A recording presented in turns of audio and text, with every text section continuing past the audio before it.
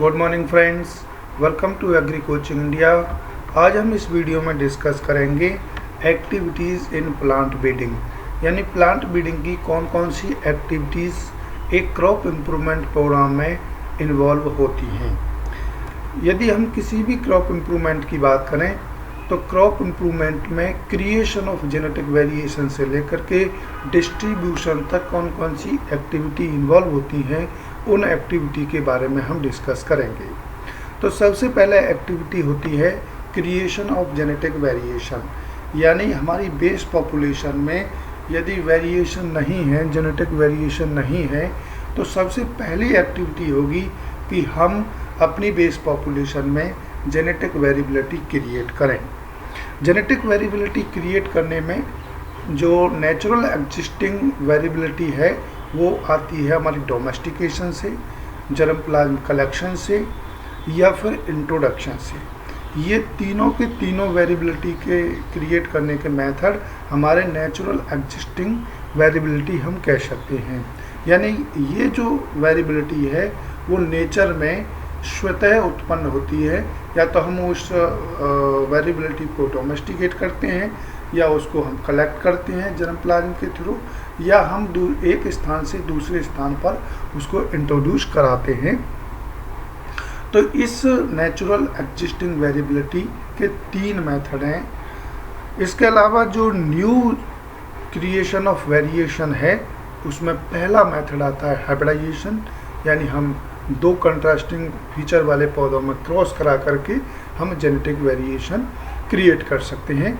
उसमें intervarietal hybridisation और distant hybridisation और सोमेटिक हाइब्रिडाइजेशन, ये तीनों टेक्निक इन्वॉल्व होती हैं। इसके अलावा म्यूटेशन, यानी म्यूटेशन से भी हम जेनेटिक वेरिएशन म्यूटाजन यूज करके हम डेवलप कर सकते हैं। पॉलीप्लॉइडी के थ्रू भी हम जेनेटिक वेरिएबिलिटी क्रिएट कर सकते हैं अपनी बेस पॉपुलेशन में। इसमें ऑटो पॉलीप्लॉइडी और एलो पॉलीप्लॉइडी। इसके अलावा Soma clonal variation. Soma clonal variation means कि जो प्लांट टिश्यू कल्चर से हम जो पौधे प्राप्त करते हैं उनमें जो जेनेटिक वेरिएशन आता है वो सोमा क्लोनल वेरिएशन कहलाता है। तो सोमा क्लोनल वेरिएशन से भी हम अपनी बेस पॉपुलेशन में वेरिएबिलिटी क्रिएट कर सकते हैं। इसके अलावा जेनेटिक इंजीनियरिंग के थ्रू भी हम अपनी बेस पॉपुलेशन में जेनेटिक वेरिएबिलिटी क्रिएट कर सकते हैं। तो ये न्यू वेरिएबिलिटी थी जो हम जो है आर्टिफिशियली हम अपनी बेस पॉपुलेशन में क्रिएट कर सकते हैं।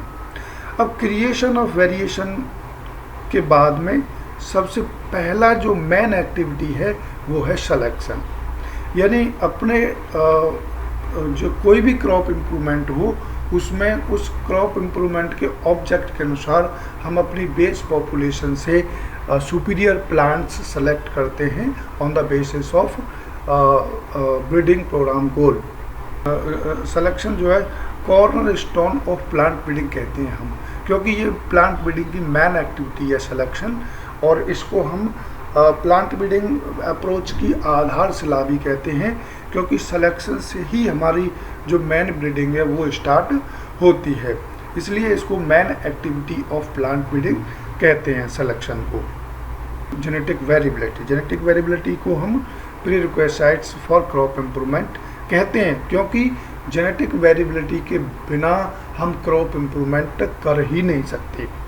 और यदि जेनेटिक वेरिएशन हमारी बेस पॉपुलेशन में है तो उससे जो मेन एक्टिविटी होगी वो होगी सिलेक्शन, जिसको हम cornerstone of plant breeding approach के नाम से जानते हैं। ये नेट में भी क्वेश्चन आया था कि what is the cornerstone of plant breeding approach, तो उसमें ऑप्शन था सिलेक्शन, डोमेस्टिकेशन और आपका जेनेटिक वेरिएबिलिटी। तो उसमें जो सिलेक्शन ऑप्शन था वो करेक्ट आंसर था।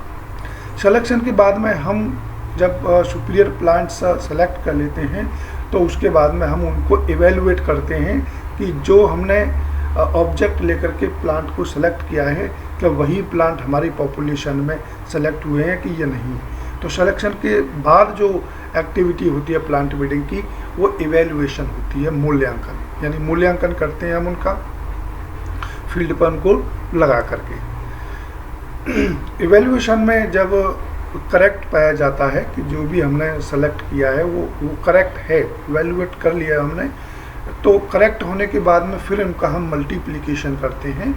यानी मल्टीप्लिकेशन का मतलब होता है कि हमारे पास जो कम मटेरियल होता है उसको हम ज़्यादा करते हैं मल्टीप्लिकेशन के थ्रू, क्योंकि जैसे इस पिक्चर में दिखाया गया कि एक सीड से हमने बहुत सारी सीड तैयार कर ली है। तो इसी प्रकार से जो भी इवैल्यूएशन होता है हमारा मल्टीलोकेंस ट्रायल या ये प्रीलिमिनरी ट्रायल, जो भी ट्रायल होते हैं इवैल्यूएशन में, उसके बाद में जब इवैल्यूएशन में अच्छा कोई परफॉर्मेंस करता है तो उसका फिर हम मल्टीप्लिकेशन करते हैं। और मल्टीप्लिकेशन के बाद में फिर हम करते हैं डिस्ट्रीब्यूशन।